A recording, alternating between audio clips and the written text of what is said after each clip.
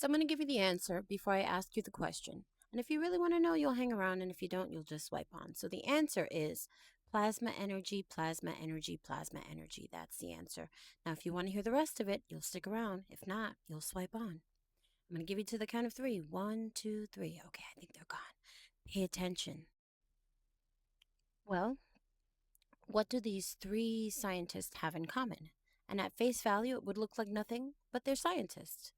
We have one who worked at MIT, we have another who worked at Caltech, and we have a missing general from the US Air Force. And I already gave you the answer, but I'm going to show you the proof because we have something that we shouldn't have. And I'm going to explain to you how the science unites them all. I'm going to play a clip for you. I want you to pay attention. We'll meet back here. We'll talk about what was said. This is ball lightning. It is a documented atmospheric phenomenon. Scientists still don't fully understand it, but here's what they've observed.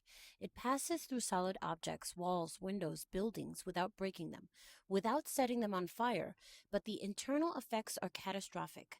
Witnesses report internal organ damage, objects heated from the inside out, explosive combustion happening inside matter without external fire, and in 1950, Russian Nobel laureate Peter Kaptiza produced experiments with high-frequency generators. He created luminous plasma in a quartz container, and when it passed through the container, it melted from the inside. You heard me. When it passed through the container, it melted from the inside, not from the heat on the surface, but from within. Ball lightning doesn't burn things, it energizes them internally. That is directed energy at a specific frequency, energy that passes through solid matter and produces internal combustion without leaving external marks.